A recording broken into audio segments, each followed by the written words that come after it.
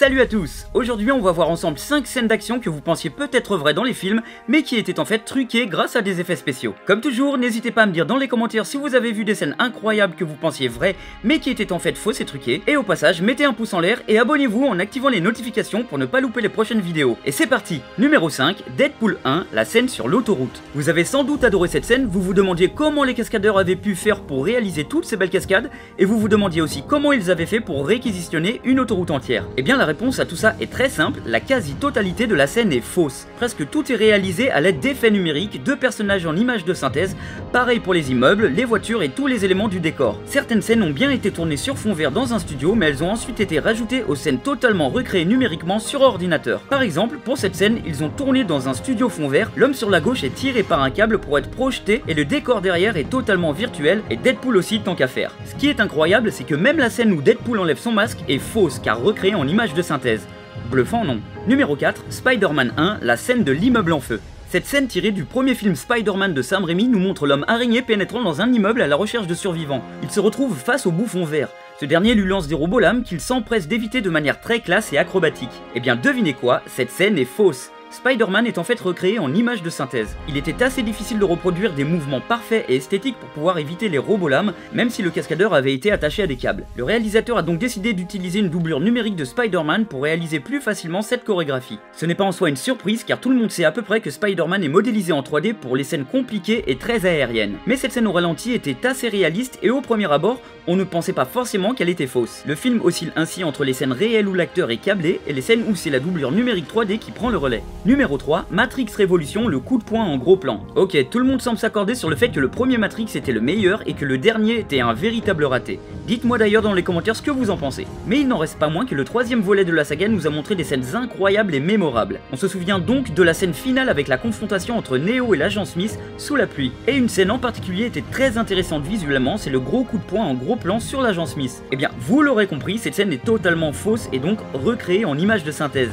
Alors oui, je sais, certains l'avaient remarqué dès le premier coup d'œil, moi aussi d'ailleurs, mais certaines personnes ne savaient pas du tout que cette scène était fausse. Dans les premiers tests, les réalisateurs, les frères Wachowski, avaient tenté de filmer une scène réelle. Les acteurs effectuaient leurs actions au ralenti et de l'air était projeté sur l'acteur Hugo Weaving pour donner l'impression d'un coup de poing, mais l'effet n'était pas du tout satisfaisant et réaliste. Ils ont donc décidé de recréer cette scène numériquement en modélisant le visage de l'agent Smith. La scène est ce qu'elle est puisque personnellement j'ai bien remarqué le côté fake de la chose, mais on ne peut que saluer l'effort et le travail accompli pour cet effet tout de même incroyable.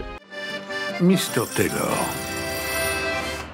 Numéro 2, Logan, la scène de la colère. Cette scène provient de la fin du film Logan, la fin du célèbre personnage Wolverine. On y voit Logan joué par Hugh Jackman encore une fois en colère et se débarrassant de nombreux opposants. Et bien sachez que cette scène n'est pas fausse car elle a bien été tournée pour de vrai, mais ce n'est pas l'acteur Hugh Jackman qui effectue la performance, mais une doublure cascade. Et si on croit reconnaître le visage de l'acteur, c'est parce qu'il a été ajouté numériquement à la scène par la suite. Son visage a été photographié sous tous les angles avec diverses de ses expressions, puis sous diverses lumières pour être ensuite modélisé en 3D et être ainsi ajouté sur la doublure cascade grâce à des techniques de tracking. Si vous voulez vous renseigner sur ces techniques de tracking, cliquez sur le lien qui apparaît en haut à droite. Numéro 1, Man of Steel, Superman. Ici on ne va pas prendre une séquence en particulier mais parler de manière générale du film.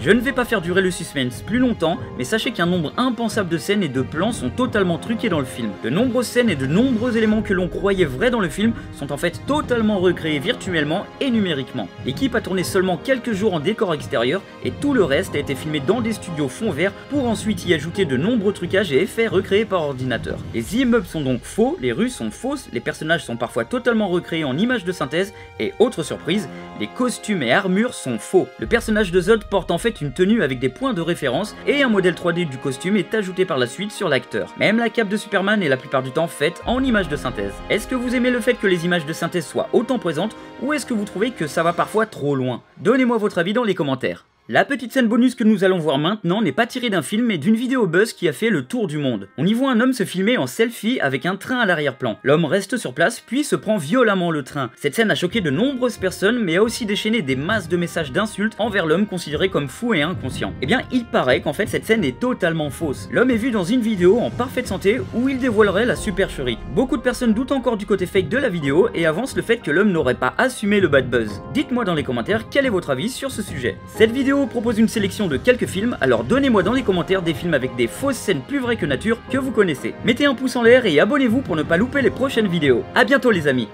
T'es toujours là, toi? fini. Rentre chez toi.